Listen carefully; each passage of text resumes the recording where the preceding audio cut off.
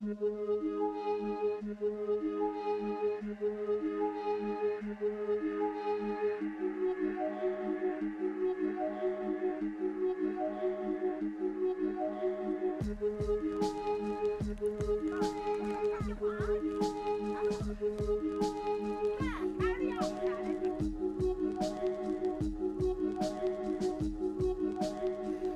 is the Portland In project? Making friends. Fun!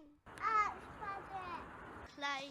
A safe space, a community hub, a shared space to plan a future, to think about ideas and to make.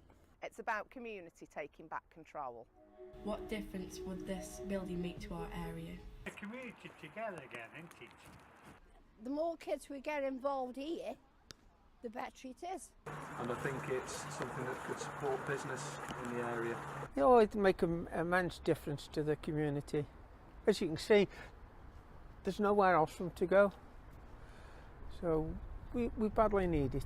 It means that people can meet each other, people can make friends, they can find resources, help, all sorts of things. And, you know, it just means that people will get to know each other again. They will learn about each other again. What is our dream for the pub? A ginormous tower where everyone could play in. Just to see it up and open with people in it, getting used. Busy and occupied. This community is in dire need of something as a focal point, and I think this could be it. The dream for this building would be for it to be opened up again for the community and used with the community. To get something going around here for once again, so as it can be a positive thing.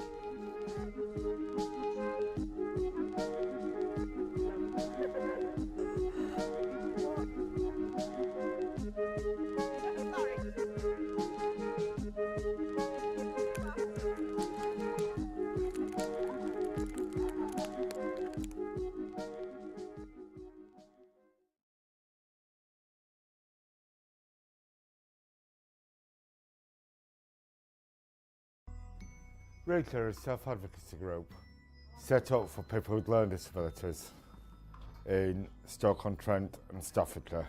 Rootley have been going for 17 years to get our voices heard. Reach meetings here at the Justice Centre. They help me to speak up, to make me confident.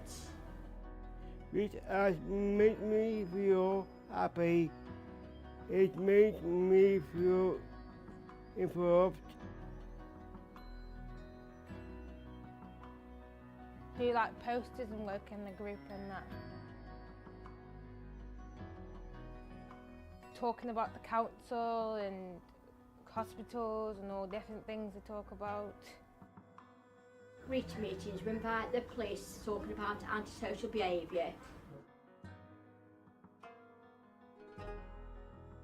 Reach are trying to stop crime on disabled people, things like harassment or offence against the person. A few years ago, because I'd got a learning disability, I got beat up quite seriously, and I had nobody to talk to, so I ended up talking to the Reach staff. Without assist, I don't think I'd have been able to cope with being in the community. The committee, it has made me feel important, me a part of the city of Scripture.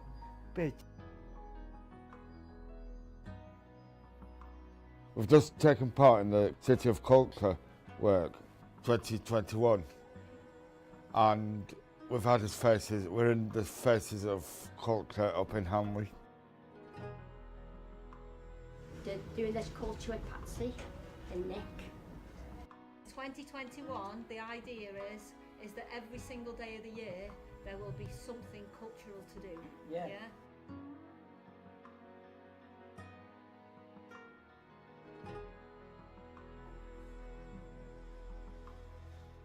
Being part of City of Culture I think I'll make a lot of difference. We'll be able to be part of the community. And Reach are a very friendly society, and I love working with Reach. I think that Reach is a good organisation. I think it's absolutely brilliant. I think it's a good place for people to meet and friends and people to come and that.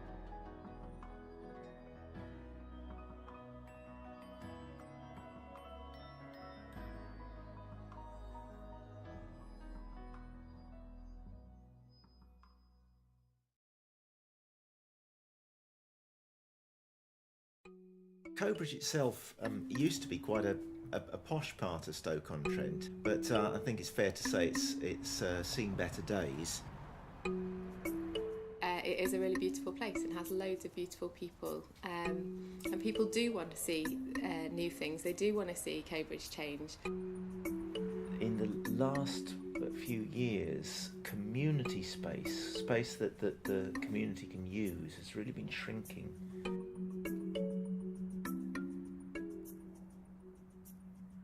I'm Joyce Massey. My name is Mohammed Yasser. I'm Malcolm Davis. Well, I'm Howard Jones. My name's Julia. Aston Finn. The Angel is a long-standing dream of ours, but it's just in the last couple of years that we've been investigating the possibility and just kind of wondering, what might that look like? And chatting to Austin over the years and seeing if we might be able to use that building, just because it's such kind of iconic really in Coatbridge. A lot of people know him, a lot of people know the sweet shop, and it's so brilliantly placed for our community.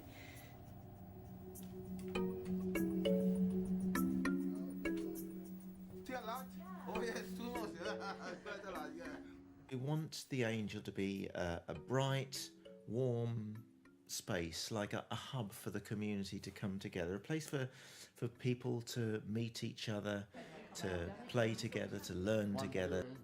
It's really not exclusive. We want anyone who wants to get involved with this is so welcome to do so, and we need all the help we can get. Like, this is not something that we can do on our own. There are lots of different groups and communities within who live here within the wider community in Coatbridge. We want everyone to feel this is ours. This is a place where I belong. This is a place where we belong. A place where who we are and what we have to contribute is really welcomed and wanted and valued. I always loved it. When I first came from London, I came from Brixton. So when I landed in Stoke, Coatbridge for me was the place to be. It is a diverse area. The Angel is about creating space for people to meet, for people to get to know each other, to build relationships, to develop skills, so to host courses and sessions, to have a cafe where people can eat together and spend time together.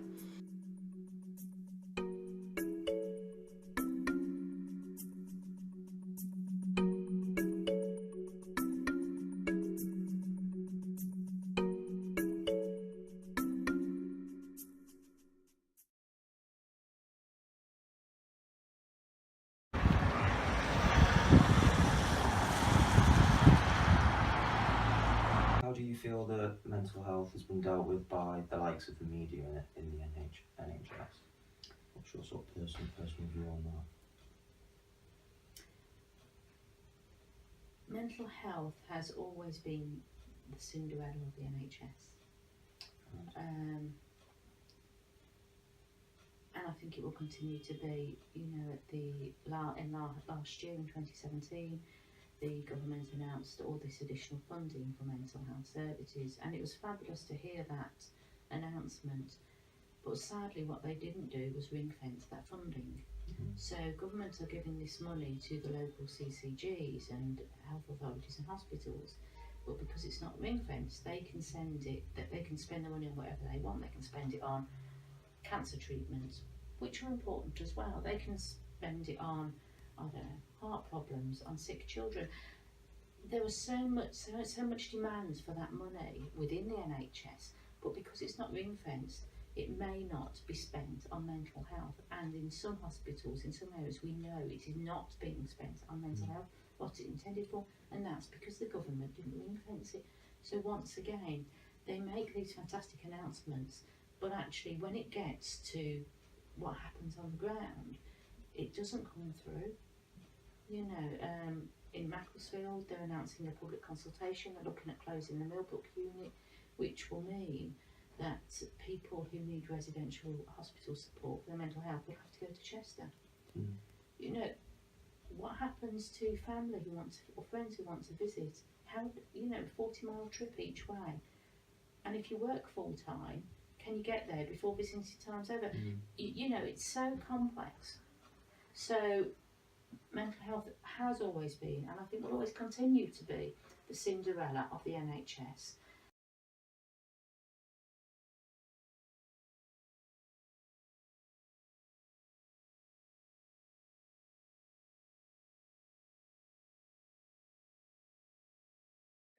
I deal with mainly depression, anxiety, and social anxiety. So I'm a bit of a hermit. The kind of day-to-day depression comes and goes, but the anxiety is just always there and always pressuring me, even when things are good or when things are bad. Never goes. The first time I had depression, GP was really frank with me, and he said, depression is because something in your life's wrong. The tablets can help you deal with it, but they can't fix it. Has it affected kind of your relationships with people or anything like that? Definitely. And it became particularly noticeable when I started to get depressed again after getting a little bit better. And I did notice that I would go out, I would be quieter, more defensive. I think one of the worst things about having depression is that you tend to lash out at the people closest to you the most. Do you think the kind of stigma around like male masculinity has really kind of affected men's mental health? You know, I call it, you know, it's not heroic to be stoic. And it's this issue where guys seem to think, a lot of men seem to think that when you're suffering, when time's tough, what you do is you bury that deep down inside yourself and you basically work yourself to death and pass away, you know, not even admitting the regret that you had from it. That's one of the big problems. I think we are quite a repressed nation when it comes to this. I think that we have some major cultural issues in that we've not been talking about this for decades, and we should have been. We really should have been. And talking about it is how we deal with it. Talking about it is how we arm ourselves. Talking about it is how we help other people deal with it. And by repressing that and holding that back, we're not advancing as a culture. For me, one of the biggest things was understanding that that voice inside my head, that narrative, that was very pessimistic and negative and told me some really quite horrid things throughout the day, isn't necessarily me. One of the most powerful things was firstly listening to what it's saying objectively, and then choosing to actually ignore it and actually say, you know what, I'm not going to listen to you because you're telling me really bad stuff that's making me worse. And there's nothing wrong with stopping and hitting kind of the reset button on this, because living the rest of your life fixing this is a lot better than ending your life now. But I think Man Up is doing something that I'm just not seeing anywhere else. There's clearly a very big demand for this out there, and for me it's just finally, because I've got a lot to say about this now. It's that feeling of, hang on a second, I've woken up and I'm not thinking the horrible negative things about myself. So there's a lot other people can do if they know that a friend's suffering, if they think that a friend needs help, to actually say, here's a number of a therapist, here's a place you can go, here's counselling, do you want to talk to me about it? And actually deal with these issues, because the cost is far too great.